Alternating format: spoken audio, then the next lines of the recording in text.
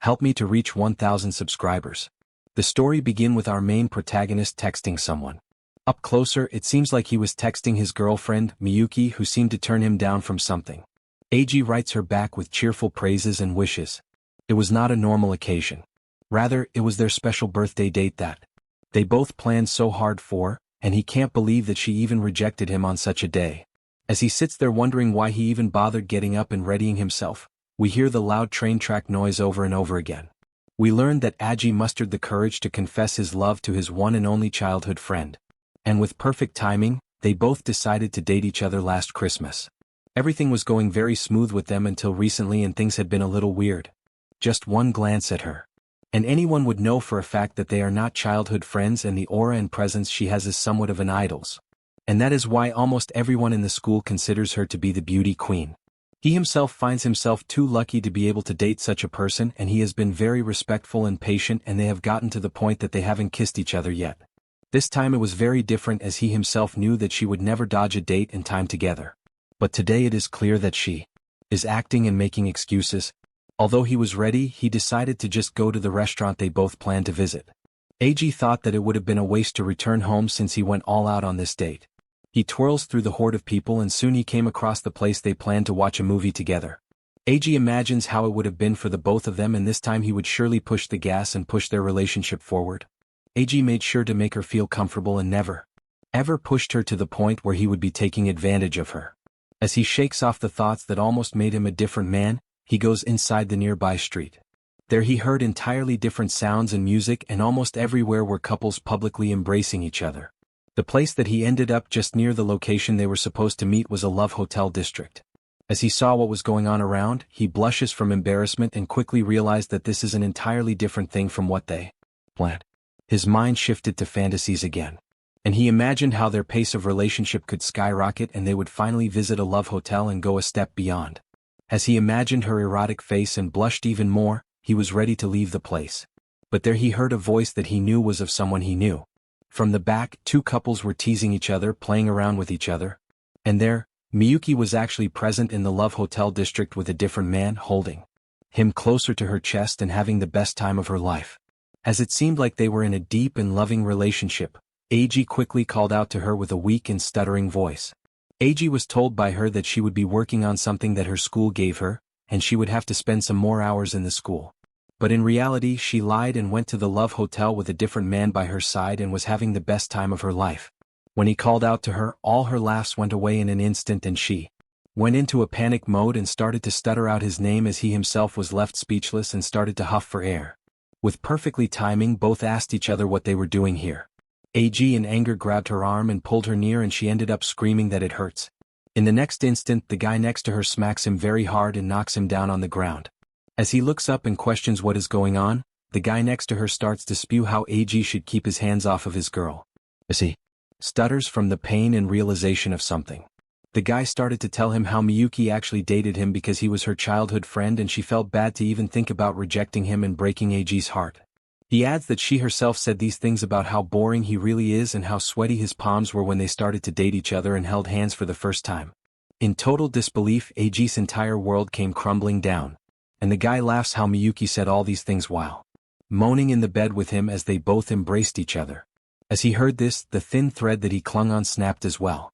And the pure girlfriend who he cherished more than anything and respected and trusted the most was actually saying the most painful words about him while embracing a different man. His poor eyes widen and he prayed to God that this all be just a dream. He starts to panic, and the guy started to continue and mention that if she still likes her nobody boyfriend that much, she can end her ties with him.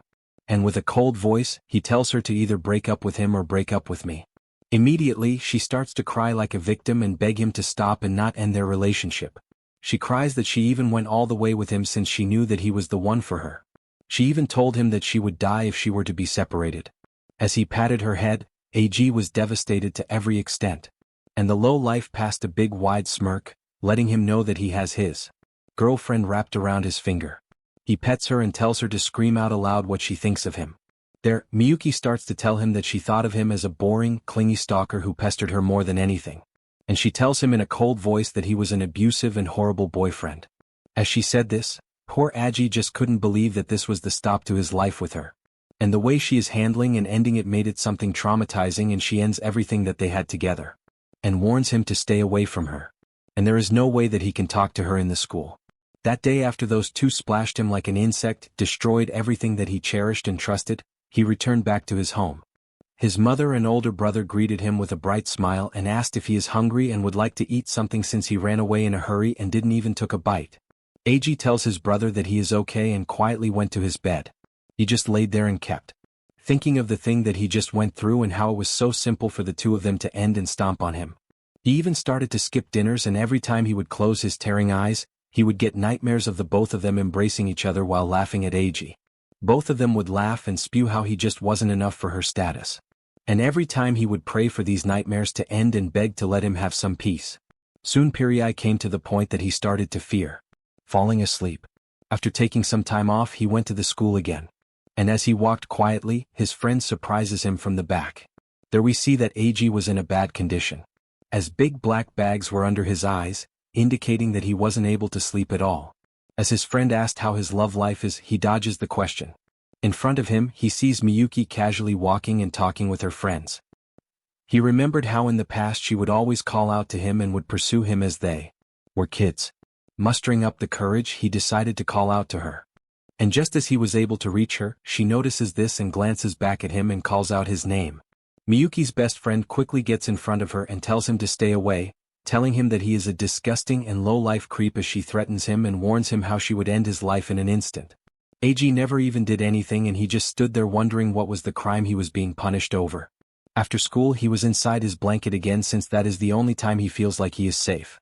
He gets a notification, and once he checked it, unknown messages started to shower on him, telling him that he is disgusting and he should just end it all.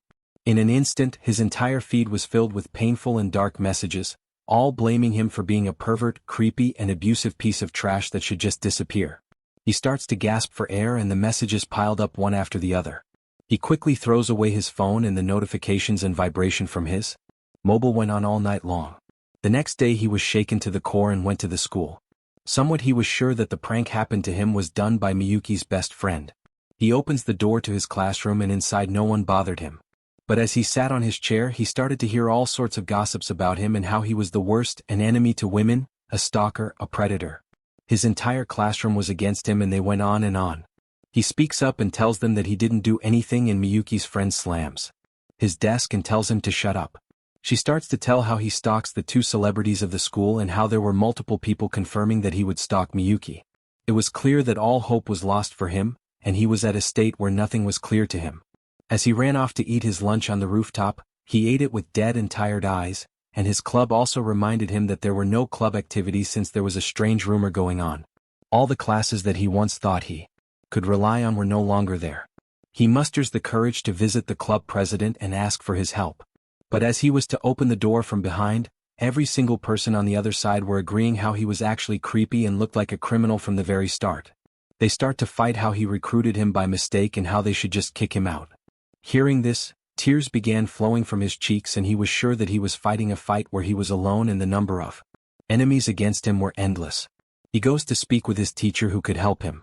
And as he went to her office there, Miyuki and her friend were already present and shared how they were being followed by Eiji and how they were scared. Miyuki herself agreed that everything is terrifying for her. Eiji immediately dashed off, knowing that he is fighting a losing battle that is going to swallow him in a black hole, and this would be the end of his high school life. To perfectly corner him, the bullies even started to threaten his parents and warned him that if he were to snitch or call for help, they would visit his parents and settle the differences there.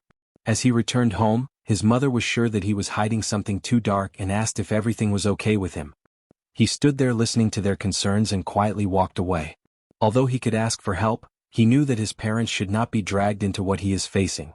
They kept telling him to enjoy school, and he finally managed a fake smile, reassuring them that he is doing fine. Miyuki, on the other hand, was the biggest loser of them all. She didn't just lose everything, but she even lost herself. She herself was sleepless and would constantly wonder if everything is just a dream. She was shocked to see that her life that she thought would work out was actually the opposite. She constantly thought how things could have been avoided if she were to visit a different place. And she was also aware that her childhood friend was being severely harassed and bullied to the point that the whole school enjoys it. Every time she would see him, she would start to cry, but would remind herself that she doesn't deserve to cry. It all started when she expressed how slow and steady their relationship was progressing, and Miyuki's best friend introduced her to her senior. Kondo was a soccer ace and was all over the place. Miyuki was somewhat happy to hang around with such a popular guy, and soon she began to feel more comfortable around him as his seductive talks and praises always blessed her. In the most unexpected way, they both kissed each other as soon as they were at the stage of understanding each other. She even went all the way with him and even offered herself to him. As she was guilty at first, he would always badmouth AG, and they two began to indulge in something disgusting. Both were enjoying themselves, not knowing that karma always gets back to the people who backstab before they were caught by AG. Miyuki somewhat still cared for their date that they were supposed to be together at, but Kondo would always spew how he could just hang out with a different chick and throw her out. But after they were exposed by him, after a few days, Kondo broke up with her and completely dumped her as well. The absolutely low-class Miyuki lost two of them and gained nothing out of this. And instead, she thought that maybe AG would forgive her, but it turned out that AG became someone different. And she quietly kept her image intact and framed him as the criminal. As she lost the gem of a human who cherished her and respected her with everything, she lost a man who would have held her hand all the way through life as she cried and wept for what she did. On the other hand, the bullying got more severe and people would find every excuse to hurt him and remind him that he is trash.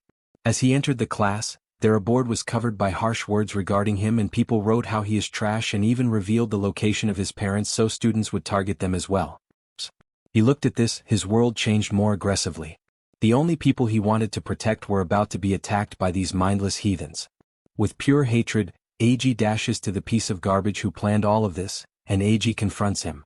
Kondo laughs and lets him know that it was fun to twist his life here and there and mocked him for losing his girl and everything. This all was just a show for Kondo, and he had more pleasure destroying his life than spending time with Miyuki. As he smirks, he reminds him that he loves ruining other people's lives. Poor Agi collapses and falls down from all of this and later wakes up in the nurse's office. As the nurse confronts him and leaves, Agi had a lifeless face and had the eyes of a man who gave up on living in this harsh world. He was sure that no matter how much he would beg, no one would come for his help. His teachers were blinded by the stories of their favorite students and ignored the other side of the story. And his parents are about to face the humiliation from something that he never did. As he cried if anyone would even help, his club that he loved more than anything decided to kick him out as well. Agi starts to cry and tears overflowed as he didn't even get the chance to fight back. This all scared him too much that he became paranoid and would cry why nothing he could do is enough. He makes his way to the top of the school, and as he climbed the stairs, he laughed how easy he thought enduring was. But the voices from the back hurt more than bullets, and gossip and rumors were poison that would sting all day. He sat there and remembers the things that he has been hearing for weeks and weeks. And nothing but cruelty of human was filled inside his ears. He wanted to be free and wanted to move on. He climbed the most dangerous stairway of the entire school. Finally, he opens the door and was ready to be at ease for once and for all. But there he saw a girl who glances back at him. A beautiful girl looks at him with pure eyes, and he looks back at her. Agi had no idea that meeting this girl was the start of the revenge that he was not going to take. Rather, people around him will help to take, since he lost everything. Fate would gift him something better, and his life would turn out to be the best of the best. If you like this story, please subscribe my channel so I can reach 1,000 subscribers goal.